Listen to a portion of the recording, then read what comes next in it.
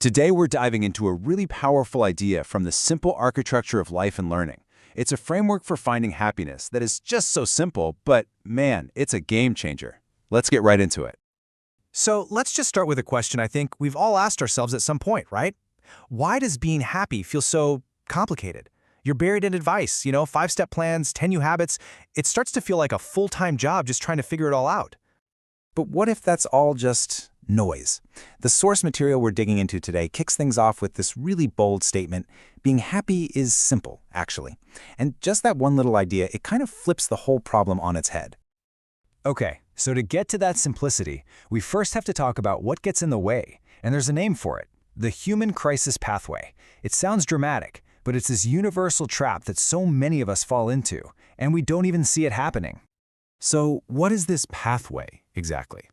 Well, it's not some big, explosive crisis. It's that quiet, creeping feeling of inertia. You know the one. It's when you get so tangled up in overthinking, trying to map out the perfect plan, that you just never start. It's the very definition of feeling stuck. And wow, this just nails the symptoms. Does any of this ring a bell? That analysis paralysis, where you're just frozen by all the choices. A total lack of momentum. You find yourself focusing on how big the problems are, not on what you can actually do. And oh, that classic one, waiting for the perfect plan before you take a single step. This isn't some personal flaw, by the way. This is a human thing.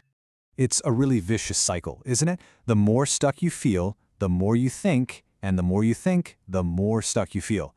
So the million-dollar question is, how in the world do you break out of it? And this is where things get really interesting, because the solution is probably not what you're expecting. All right, let's get to it. The solution isn't some deep psychological puzzle you have to solve. It's actually 3 incredibly simple words: do more life. This right here, this is the core of the whole thing.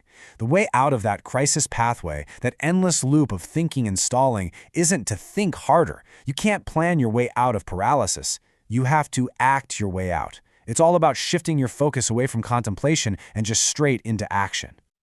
Okay, so do more life sounds great, but how does it actually work? Well, this is the cool part. The source uses this brilliant metaphor that, anyone who's ever played a video game is going to get instantly: your life's progress bar.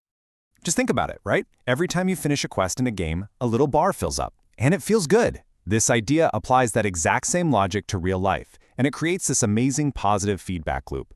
You start with one tiny, simple action, and I mean tiny. Make your bed, answer one email, walk around the block.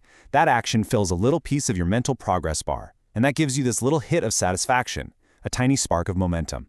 That feeling makes you want to take another small action to fill the bar just a little bit more, and you just repeat, and before you know it, you're actually moving.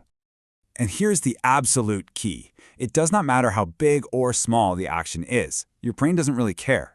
What it craves is that feeling of progress, the simple act of moving forward. The whole goal is to just break inertia, and literally any action, no matter how small, gets the job done. Now, once you have that momentum going, once you're out of the crisis pathway and the progress bar is starting to fill, there's a way to supercharge the whole process. Think of it like finding a power-up in the game. This slide just lays it out so perfectly. You've got 2 parts of the same machine. Doing more life, that's your engine. That's what gets you started. It creates the initial momentum. It gets you unstuck. It's what fills the progress bar. But then you have skills and education, and that's the turbocharger. Learning new things doesn't get you started from a dead stop, but it makes every action you take way more effective. It helps you fill that progress bar faster and lets you start tackling bigger and bigger goals. So the sequence here is absolutely critical, and it's where a lot of us get it backwards. We think we need to learn everything first, right? Have the perfect skill set before we even start. This framework says, nope, you start with action to build momentum. Then you use learning to optimize and accelerate that momentum. Action first, optimization second. And that's pretty much the whole system. You escape the quicksand of overthinking by taking small actions, just to fill that progress bar. Then you level up those actions with new skills. So I'll just leave you with this one question to chew on. What's the one tiny, simple action you can take right now that'll add that first little sliver to your progress bar today?